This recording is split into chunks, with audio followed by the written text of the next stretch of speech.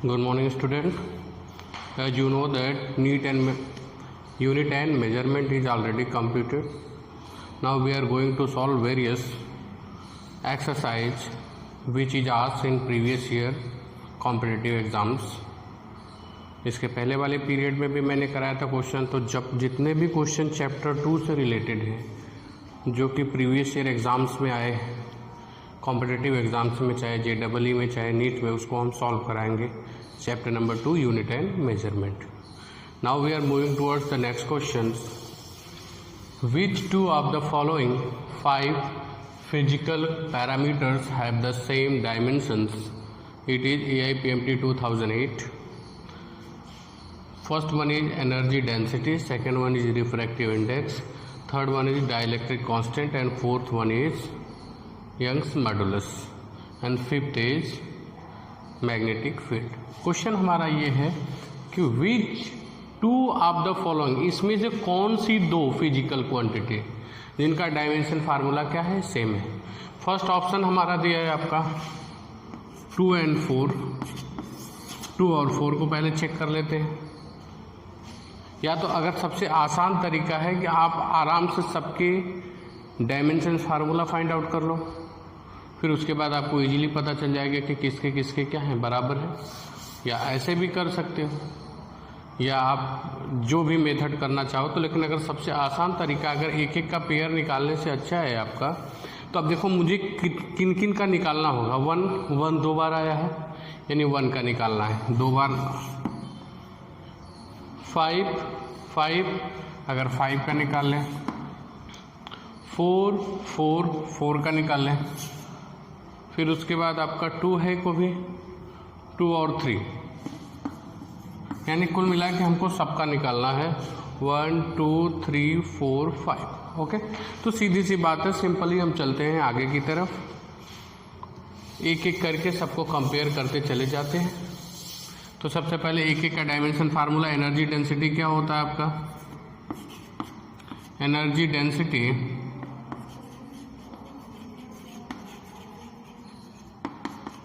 Energy upon volume होता है। Energy का क्या होता है? ml² T - 2 volume L³। तो ये हो जाएगा बेटा ml-1 T - 2। दूसरा आपका क्या है? Refractive index. रिफ्रैक्टिव इंडेक्स होता है आपका, आपने पढ़ा होगा रिफ्रैक्टिव इंडेक्स का definition, velocity of light in vacuum upon velocity of light in medium.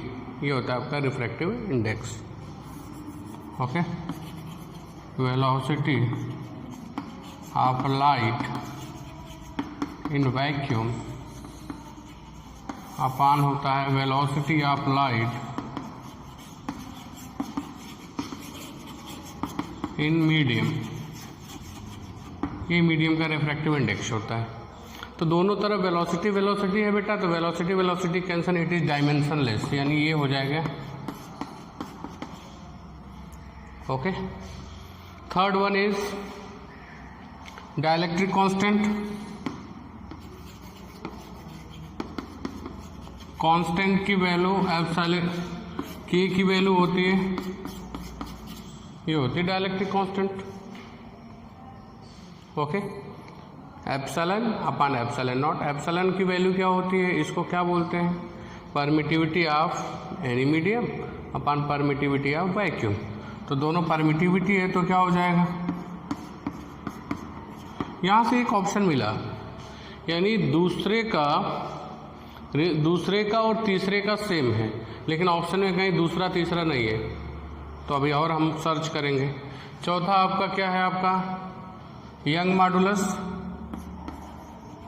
Young modulus क्या होता है बेटा? यंग मॉडुलस होता है आपका स्ट्रेस F अपान ए पढ़ा है, upon strain, change in length upon original length पढ़ा है। स्ट्रेस अपान स्ट्रेन, स्ट्रेस को क्या बोलते हैं? फोर्स अपान एरिया। स्ट्रेन क्या होता है? Change in length upon original length. तो F अपान ए को जब करोगे आप, ये delta change in length upon original length, ये तो कैंसिल हो जाएगा, ये डायमेंशनलेस है। बचा क्या? सिर्फ F अपान ए। एफ को क्या लिख सकते हैं, M L T minus 2 upon L square area, ये कैंसिल हो जाएगा तो क्या हो जाएगा, M L minus 1 T minus 2। Is that clear?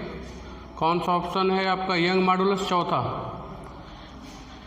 चौथे का M L minus 1 T minus 2 आया। ओके, और इसी तरह से पहले का भी क्या आया आपका बेटा, M L minus 1 T minus 2, यानी कौन सा ऑप्शन सही है, C option is correct. Further check करने की कोई ज़रूरत नहीं। Is that clear? अब आगे नेक्स्ट क्वेश्चन की तरफ चलते हैं। इसके बाद next question, it is given in terms of basic unit of mass capital M, length capital L, time T and charge Q, the dimensions of magnetic permeability of vacuum mu naught would be. यानी mass, length, time और Q के terms में mu naught की dimension formula हमको find out करना। Is that clear? तो हम दो पार्ट में डिवाइड कर लेते हैं। ओके, तो हम जानते हैं, as we know that velocity of light equal to क्या होता है अपना, under root mu naught epsilon naught. ये होता है, ये होता है, आप इलेक्ट्रोमैग्नेटिक वेव में पढ़ोगे।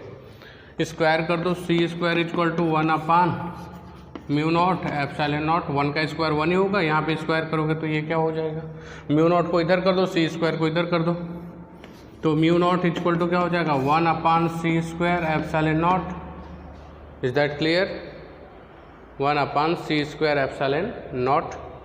और आप ऊपर करोगे तो यहाँ पे देखना फर्दर, इसको मैं क्या लिख सकता हूँ, अब c की वैल्यू निकालो, एप्सिलॉन नॉट की वैल्यू रख दो, फिर इसमें पुट कर दोगे, आंसर आ जाएगा। c की वैल्यू के लिए क्या करेंगे, c equal to velocity of light होगा, एल टी माइनस 1 होता है, लेकिन हमको चाहिए क्या, c स्क्वायर, तो ये क्या हो जाएगा, एल स्क्वायर टी माइनस 2। चलो c स्क्वायर मिल गया। और हम जानते हैं f इक्वल टू क्या होता है, 1 upon 4 pi epsilon naught Q1 Q2 upon R square. Epsilon naught को इधर भेज दो, f को इधर भेज दो, तो क्या हो जाएगा आपका, epsilon naught equal to 1 upon 4 pi Q1 Q2 upon F R square. Is that clear? अब ये सारी वैल्यूज़ क्या करेंगे, इसका डायमेंशन फार्मूला 1 अपान 4 पाई क्या है, कांस्टेंट, इसका कोई डायमेंशन फार्मूला नहीं होगा, तो एप्सिलॉन नॉट का डायमेंशन फार्मूला क्या हो जाएगा, 1 अपान 4 डायमेंशन लेस होगा, तो Q1 Q2 क्या हो जाएगा आपका, Q square force M L T minus 2, ये डिस्टेंस स्क्वायर के एल स्क्वायर हो जाएगा, तो क्या हो जाएगा एप्सिलॉन नॉट की value Q square M L cube T minus 2 हो जाएगा आपका। तो मैं क्या करता हूँ, सिंपल सी बात है, एप्सिलॉन नॉट इक्वल टू सबको ऊपर लेके जाता हूँ, तो क्या हो जाएगा, Q square M minus 1 L minus 3 T square हो जाएगा। देखो Q square M minus 1 L minus 3 T square, ये सारी वैल्यूज़ यहाँ पे पुट करने जा रहा हूँ। देखो, तो म्यू नॉट इक्वल टू क्या हो जाएगा, 1 upon C square L square T minus 2, फिर क्या है आपका एप्सिलॉन नॉट, एप्सिलॉन नॉट की वैल्यू क्या है बेटा, into Q square M minus 1 L minus 3, थोड़ा ज़्यादा कंजस्टेड हो जाएगा, इसको देखते हैं एक सेकेंड।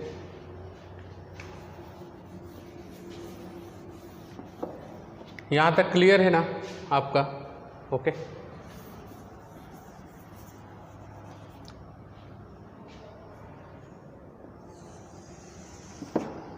इस बीच में सॉल्व करते हैं। अब देखो, तो म्यू नॉट की वैल्यू क्या हो जाएगी बेटा, 1 अपान, देखना ध्यान से, सी स्क्वायर की जगह पे क्या हो जाएगा, L square T minus 2 into epsilon naught की value Q square M minus 1 L minus 3 T square. Clear और नॉट? अब देखो क्या हो जाएगा, देखो टी स्क्वायर और ये क्या है, T to the power minus 2 है, टी स्क्वायर है, दोनों क्या हो जाएंगे, कैंसिल हो जाएंगे। अब देखो यहाँ पे एल की म्यू नॉट इक्वल टू, देखना बेटा, 1 अपान यहाँ पे L -3 है, यहाँ पे L स्क्वायर है, तो -3 + 2, -3 + 2 करोगे तो क्या हो जाएगा, L -1 हो जाएगा, यानी ये भी कैंसिल हो गया। ओके, यहाँ पे -3 + 2 करोगे तो क्या होगा, L -1 आ गया। Q स्क्वायर M -1, सबको ऊपर लेके जाओ तो μ0 = क्या हो जाएगा, mL3 - 2। Which option is correct, E option is correct. Is that clear? Okay. Now we are moving towards next question.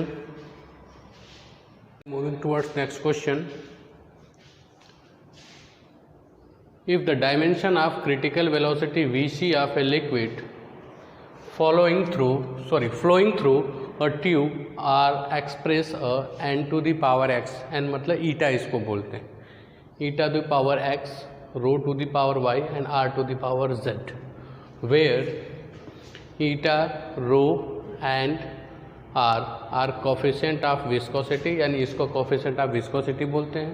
It is density of liquid, it is radius of the tube respectively. The value of x, y, z are given by, यानी x, y, z की क्या value होगी. बहुत अच्छा question है. मैंने dimension formula के 3 applications बताए, तो तीसरा एप्लीकेशन था टू फाइंड द रिलेशन या डिराइव द एक्सप्रेशन. तो उससे हम सॉल्व करेंगे, यानी कि वो बोल रहा है जो क्रिटिकल वेलोसिटी है इट इज डिपेंड अपॉन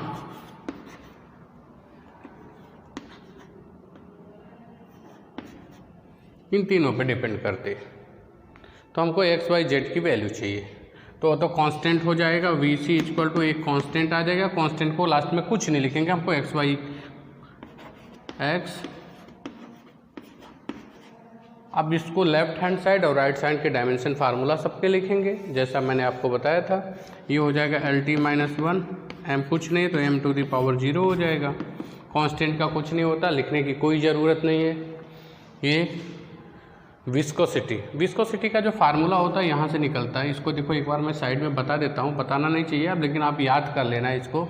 ये होता है विस्कस फोर्स इक्वल टू होता है माइनस ईटा ए वेलोसिटी ग्रेविटी dV/dx. ये विस्कस फोर्स का फार्मूला होता है. तो ईटा क्या होता है आपका, विस्कोसिटी ऑफ लिक्विड होता है. ये क्या होता है, सरफेस एरिया ऑफ कांटेक्ट होता है. This is known as velocity gradient. तो अगर हमको इसकी वैल्यू चाहिए तो eta equal to minus sign क्या करता है, अपोज करता है. विस्कस फोर्स हमेशा क्या होता है, फ्लो को अपोज करता है. नहीं भी लिखोगे तब भी चलेगा, कोई बात नहीं. F D X upon A D V हो जाएगा ईटा की वैल्यू. तो एफ क्या होता है, mL/T-2 होता है. डी एक्स मतलब डिस्टेंस, एल हो जाएगा. एरिया L स्क्वायर, ये क्या हो जाएगा, वेलोसिटी LT-1. देखो L स्क्वायर इस L स्क्वायर से क्या हो जाएगा आपका, कैंसिल हो जाएगा. ये ऊपर जाएगा mL-1. अब -2 + 1 करोगे तो क्या हो जाएगा. ये विस्कोसिटी का डायमेंशन फार्मूला होता है. कहीं याद कर लेना, लिख लेना. चलो आगे की तरफ चलते हैं, इसको आगे सॉल्व करेंगे. हमारा ये एम नहीं है, हमको ये फाइंड आउट करना है. देखो ये 18 PMT 2015 का क्वेश्चन है ये आपका. नेक्स्ट हो जाएगा mL-1 T-1 power x. Rho density होता है, मास अपॉन वॉल्यूम होता है. तो हो जाएगा वॉल्यूम का L³ होता है, तो mL-3 हो जाएगा बेटा.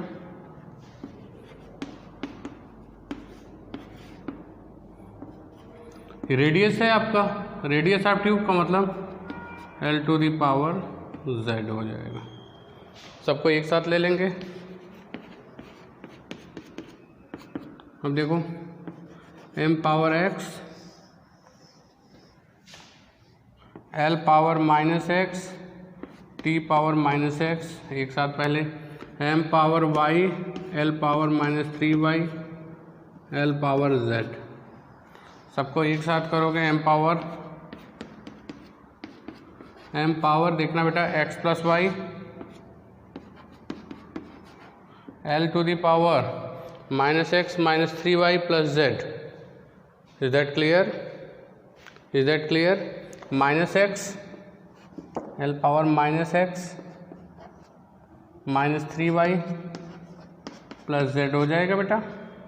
ये है l और ये भी है l, और ये क्या बचेगा, अकेला t क्या होगा। ओके, अब यहाँ पे पावर की कंपैरिजन कर देंगे, पावर का कंपैरिजन कर दोगे इजीली आ जाएगा। यहाँ से कंपेयर करोगे, t का पावर कितना है बेटा -x, t का पावर क्या है -1, तो -x equal to -1, x equal to क्या हो जाएगा 1। अब देखो इस ऑप्शन में x की वैल्यू यहाँ पे 1 है, ये 1 है, ये 1 है, ये 1, यानी कि ये दोनों ऑप्शन कभी सही नहीं हो सकते, क्योंकि यहाँ पे x की वैल्यू क्या आई है 1, लेकिन यहाँ पे x की वैल्यू क्या है -1 या तो a सही होगा या तो b सही होगा। अगर हम y की वैल्यू फाइंड आउट कर लें, यहाँ से देखो x plus Y equal to क्या लिखेंगे 0, x की वैल्यू रख दो 1, y इक्वल टू 0, तो y इक्वल टू क्या हो जाएगा -1। अब y की वैल्यू देखो यहाँ प्लस है, यहाँ पे क्या है -1, तीसरा चेक करने की जरूरत नहीं है, x y देखो यहाँ पे मैच कर रहा है, +1 -1, यहाँ भी देखो +1 है, -1 कौन सा ऑप्शन सही होगा, B option is correct. Is that clear. Now we are moving toward next question. This question is asked in AIPMT 2015 की तरफ। In terms of potential difference V, electric current I, permittivity ε0, permeability μ0 and speed of light c, okay, the dimensionally correct equation। ये JEE advance का question है, इसमें more than 1 option भी correct होते हैं। 2016 का क्वेश्चन है शायद JEE, मुझे करेक्ट याद नहीं, लेकिन अभी देख लेता हूँ 16 या 17 का क्वेश्चन है, जो भी है। यानी कि potential V, current I, permittivity ε0, permeability μ0 and speed of light c। अब कह रहा है इसमें से कौन सा इक्वेशन सही है। पहला इक्वेशन दिया है μ0 I² इक्वल टू ε0 v², दूसरा ऑप्शन दिया है ε0 I इक्वल टू μ0 v, तीसरा दिया I equal to ε0 c v, velocity वाला भी नहीं, पोटेंशियल वाला भी, μ0 c I equal to ε0 v। Okay, ये 4 ऑप्शंस हैं, इसमें से कौन से सही हैं। एक भी सही हो सकता है, 2 भी सही, 3 भी, 4 भी सही। तो अगर एक कोई सही होता तो वो आसान होता, लेकिन अब मुझे क्या करना पड़ेगा, सबका पहले डायमेंशन फार्मूला रख के हर एक ऑप्शन को चेक करना पड़ेगा, क्योंकि JEE एडवांस में कम भी क्वेश्चन आते हैं, एक क्वेश्चन की वैल्यू भी ज़्यादा होती है। ओके, देखो सबसे पहले हम क्या निकालेंगे, पोटेंशियल। V इक्वल टू क्या होता है पोटेंशियल, W/Q होता है, 10th में पढ़ा होगा, हर एक चीज़ का यूज करेंगे हम। mL² T-2 वर्क डन का डायमेंशन फार्मूला।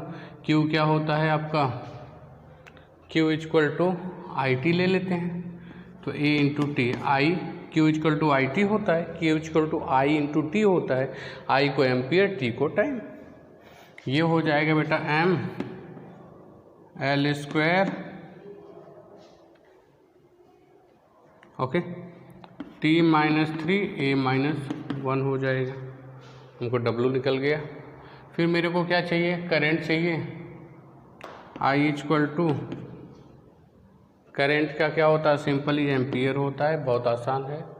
ε0 का क्या हो जाएगा, हमने अभी भी पढ़ा था, FR² अपान 1/4 होता है, सॉरी Q1 Q2 FR² 1/4, तो 1/4 का कोई डायमेंशन फार्मूला नहीं होगा, यहाँ पे बचेगा Q इक्वल टू IT, तो IT² मतलब A²T² हो जाएगा अपान mLT-2 L²। ओके, सब कुछ ऊपर चला जाएगा, m ऊपर जाएगा तो m-1 होगा, l और l² हो जाएगा, ऊपर जाएगा l² और l³ हो जाएगा, ऊपर जाएगा l-3 हो जाएगा, और ये T-2 ऊपर जाएगा तो T⁴ हो जाएगा इसके साथ मिलके, और A² पहले से ही रहे। Is that clear. अगर थोड़ा भी इधर उधर हुआ तो आंसर नहीं आएगा, ये जान लो। m-1 l-3 T⁴ हो गया और A²। Is that clear. Okay, ε0 हो गया हमारा। अब उसके बाद हमको क्या चाहिए, μ0। म्यू नॉट के लिए मैं इधर बता देता हूँ वो कैसे आएगा आपका म्यू नॉट की value C equal to 1 mu naught epsilon naught होता है C स्क्वायर इक्वल टू। तो हमको क्या चाहिए, म्यू नॉट चाहिए, तो इसको इधर कर दो। तो ये म्यू नॉट इक्वल टू हो जाएगा बेटा 1/C square epsilon naught, mu naught equal to 1 ये L स्क्वायर T-2 हो जाएगा। एप्सिलॉन नॉट की वैल्यू यहाँ से हो जाएगा आपका M-1 L-3 T⁴ A square. तो अब देखो क्या हो जाएगा बेटा, म्यू नॉट इक्वल टू, अब देखो m एक ही बार है यहाँ पे और कहीं m नहीं, तो m ऊपर चला जाएगा। ओके, ये देखो L है -3 + 2 करोगे तो L -1 बचेगा, ऊपर जाएगा तो क्या हो जाएगा, L हो जाएगा, यानी इसका काम तमाम हो गया। अब देखो बेटा T⁴ है, ये -2 है, T-2 हो जाएगा, A स्क्वायर ऊपर जाएगा तो A-2 हो जाएगा, यानी कि म्यू नॉट की वैल्यू क्या हो जाएगी ML T-2 A-2। Is that clear? कोई दिक्कत? m ऊपर चला जाएगा, L-3 था L स्क्वायर, तो नीचे L-1 ऊपर जाएगा तो L हो जाएगा। T⁴ था, ये T-2 था, 4 - 2 करोगे 2 ऊपर चलेगा -2, A स्क्वायर था ऊपर जाएगा -2। Is that clear? अब हमने एप्सिलॉन नॉट की वैल्यू निकाल ली और उसके बाद वेलोसिटी ऑफ लाइट तो हमको पता ही है, पोटेंशियल डिफरेंस तो हमको पता, पोटेंशियल डिफरेंस निकाल लिया, करंट निकाल लिया, एप्सिलॉन नॉट, म्यू नॉट, और उसके बाद वेलोसिटी ऑफ लाइट तो हमको पता ही है, उसको निकालने की जरूरत नहीं। और एक एक करके चेक करेंगे, जो ऑप्शन सही होगा, मोर देन वन ऑप्शन सही है, इसलिए चारों चेक करना नेसेसरी है। तो देखो पहला ऑप्शन दिया है mu naught,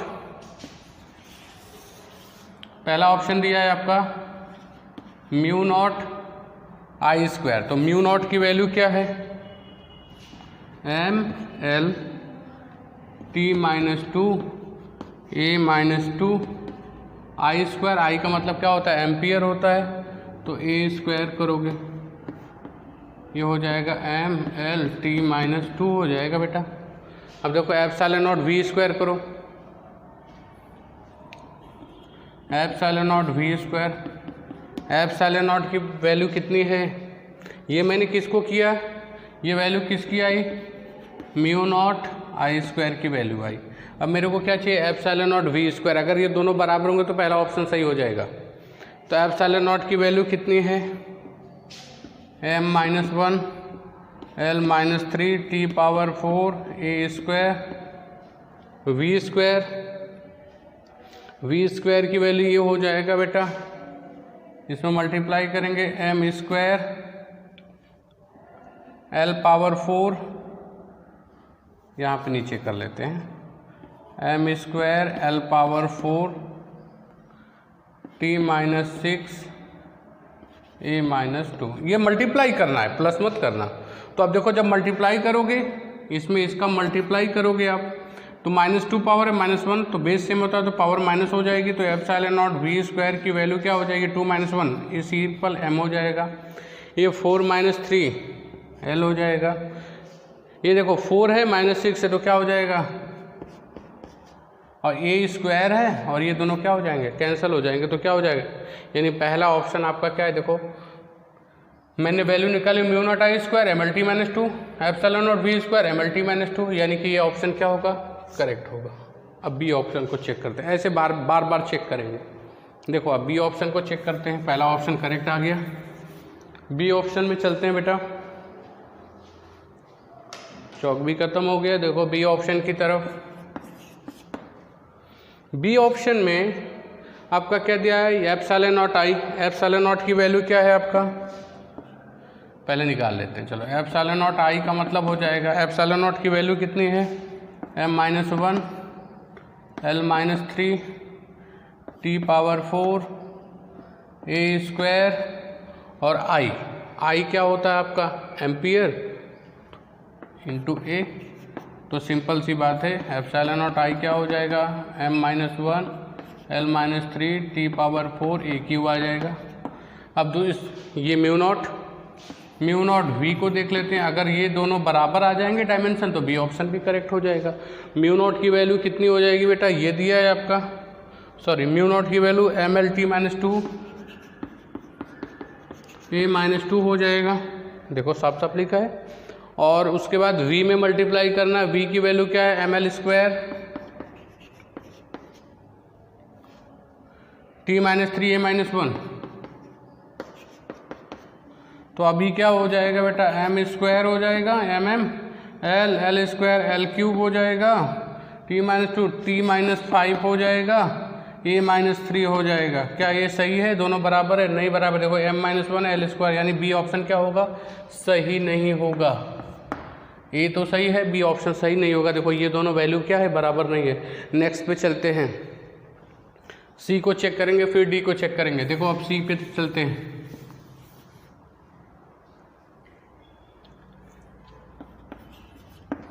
C equal to दिया आई इक्वल टू, आई का क्या हो जाएगा बेटा एम्पियर। अब हमको एप्सिलॉन नॉट सी और वी की वैल्यू मल्टीप्लाई करके लिखनी है। अगर ये एम्पियर के बराबर आ जाएगा आपका तो हम कहेंगे कि सही है, नहीं तो गलत हो जाएगा।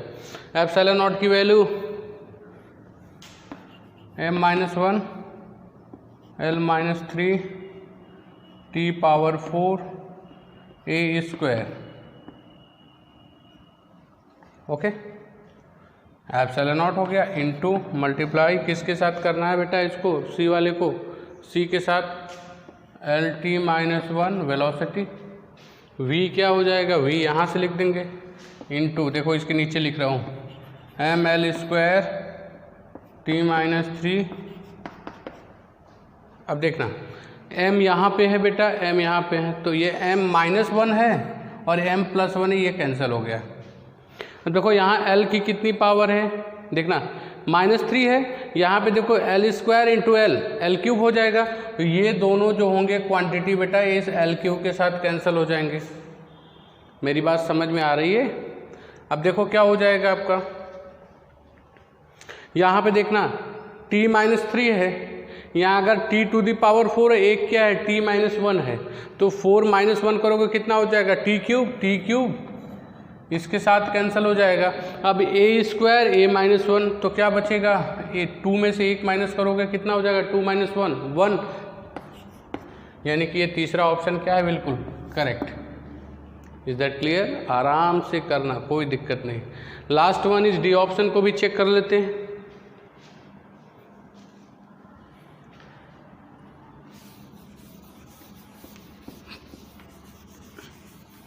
डी ऑप्शन इज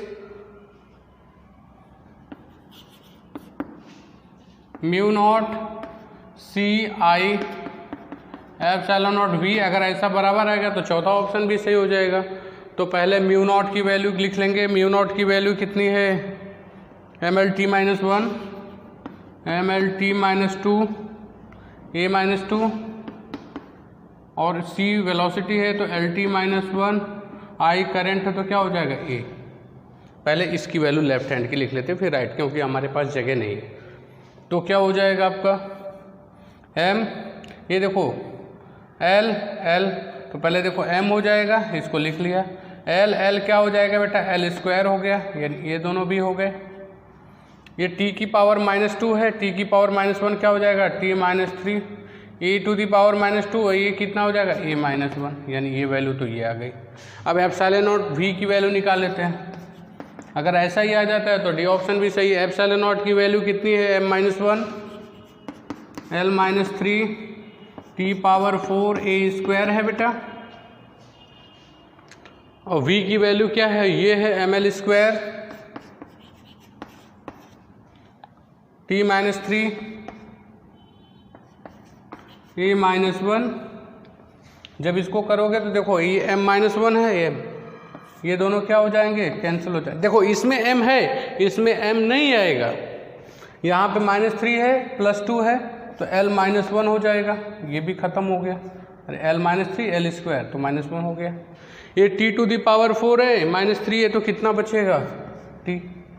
ये a स्क्वायर है, ये माइनस वन है तो क्या बचेगा आपका a बचेगा, यानी ये इसके बराबर है नहीं है, इसलिए डी ऑप्शन क्या है, इनकरेक्ट है। दैट मीन्स आप ऑप्शन में कौन सा टिक करोगे, both A and C option will be correct. Is that clear? This is the question of JEE advance. इस तरह से क्वेश्चन आते हैं। एडवांस के क्वेश्चन थोड़ा एडवांस भी होते हैं, उसमें थोड़ा टाइम टेकन भी होता है क्योंकि नंबर ऑफ क्वेश्चन एडवांस में कम होते हैं। JEE मेंस में आपका टाइम कम होता है, नंबर ऑफ क्वेश्चन ज़्यादा होते हैं क्योंकि उसमें एक क्वेश्चन को मल्टीपल चॉइस में से किसी एक क्वेश्चन को लेना पड़ता है, ऑप्शन को लेना पड़ता है। इसलिए क्या होता है, 3 ऑप्शंस कभी कभी अपने आप ही निकल जाते हैं, कभी कभी बच्चा देख के भी सही कर सकता है, लेकिन इसको विदाउट सारे ऑप्शन को चेक करके आप नहीं कर सकते हो। Okay, now we are moving towards next question. Now the last question is, the question is given f is equal to alpha upon beta plus density plus beta q plus beta q. Find value of alpha and beta. हमको alpha और beta की value, एक तरह से concept समझाने की कोशिश कर रहा हूँ, ये किसी एग्ज़ाम में नहीं आया है। इस कंसेप्ट को बोलते हैं principal of homogeneity. Principal of homogeneity का मतलब ये होता है कि वही फिजिकल क्वांटिटी जिनके डायमेंशन फार्मूला सेम होंगे एक साथ ऐड हो सकते हैं और एक साथ क्या होते सकते हैं, सब्ट्रैक्ट हो सकते हैं। Okay, those physical quantity which has same dimension formula are added together or subtracted, यानी एक दूसरे में ऐड हो सकते हैं या सब्ट्रैक्ट हो सकते हैं। Is that clear? तो इस बेसिस पे हम क्या करेंगे, इस तरह के क्वेश्चंस आते हैं, जैसे आपका दे देगा f is equal to AT plus BT square, find the value of A and B। इस तरह के क्वेश्चन, तो पहले इसको देखते हैं। इस तरह के क्वेश्चन, इसको बोलते हैं प्रिंसिपल ऑफ होमोजेनिटी, यानी जिनके डायमेंशन फार्मूला सेम होंगे वही एक दूसरे के साथ ऐड होंगे या सब्ट्रैक्ट होंगे। और दूसरी कहानी, अगर ये दोनों ऐड हुए तो इनका ओवरऑल डायमेंशन फार्मूला जो होगा वो इसके डायमेंशन फार्मूला के क्या होगा, बराबर होगा। Is that clear? तो इस तरह से यूज करके इस तरह के क्वेश्चन को टैकल करते हैं, उसको देखते हैं कि समझने की कोशिश करो। तो यहाँ पे क्या होगा, पहला कि डेंसिटी बीटा क्यू के साथ ऐड हुआ है, यानी बीटा क्यू का जो डायमेंशन होगा डेंसिटी के क्या होगा, बराबर according to principle of homogeneity. तो हम क्या लिख सकते हैं, अकॉर्डिंग टू प्रिंसिपल ऑफ, मेरी बात समझ में आ रही है कि नहीं?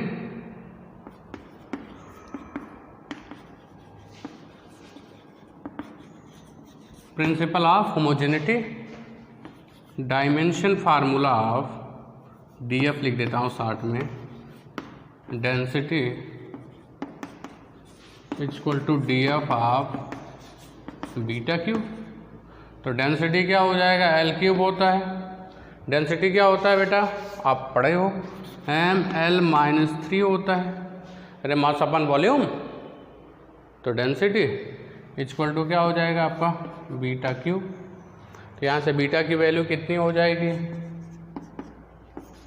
m power 1/3 L-1। Is that clear? अब उसके बाद हमको अल्फ़ा भी चाहिए, अल्फ़ा भी चाहिए। ओके, तो अब अल्फ़ा के लिए क्या करेंगे, left hand dimension formula equal to क्या हो जाएगा, right hand side dimension formula. भाई ये तो हमने पढ़ा है कि लेफ्ट का डायमेंशन और राइट के सारे डायमेंशन के क्या होगा, बराबर होगा। यानी लेफ्ट का डायमेंशन क्या है, ml-t-2 है बेटा। ओके, इसको थोड़ा नीचे हो गया, हो सकता नहीं दिख रहा होगा, तो यहाँ पर लिख देते हैं बीटा इक्वल टू क्या हो जाएगा, m हो जाएगा। यहाँ पे देखो ml-t-2 है लेफ्ट में, is equal to alpha upon, इसका पूरे का डायमेंशन फार्मूला कितना होना चाहिए, ml-t-2, तो अल्फ़ा अपान। अब चूंकि ये डेंसिटी है तो ये बीटा क्यू भी डेंसिटी है, तो डेंसिटी प्लस डेंसिटी 2 डेंसिटी नहीं आएगा। अगर डायमेंशन में L प्लस L 2L होता है तो 2 का तो डायमेंशन फार्मूला नहीं होता, इसलिए L प्लस L को क्या लिखते हैं, L लिखते हैं। M प्लस M को क्या लिखते हैं, M लिखते हैं। जैसे S equal to UT plus half AT square है, तो UT का जो डायमेंशन होगा वही हाफ AT का डायमेंशन होगा, हाफ AT स्क्वायर का। दोनों को ऐड करेंगे तो वो जो आएगा वो डिस्प्लेसमेंट के ही बराबर है। मतलब कुल मिला के L प्लस L को डायमेंशन में 2L नहीं लिखते, क्या लिखते हैं, L ही लिखते हैं। तो यहाँ से क्या हो जाएगा आपका, अल्फ़ा अपान डेंसिटी क्या हो जाएगा, ml-3। मेरी बात समझ में आ रही है कि नहीं, डेंसिटी प्लस डेंसिटी। अरे भाई बीटा क्यू भी तो डेंसिटी है, बीटा क्यू भी तो डेंसिटी है ml-1, तो ml-1 प्लस ml-1 2 ml-1 नहीं होता, ml-1 ही होता है। इसको ले जाके इधर मल्टीप्लाई कर दो, इधर मल्टीप्लाई कर दोगे तो हो जाएगा m² l-2। तो अल्फ़ा की वैल्यू ये आ गई और बीटा की वैल्यू ये आ गई। इधर क्लियर। आज के लिए इतना ही, आगे और ज़्यादा चलेंगे। Okay, thank you.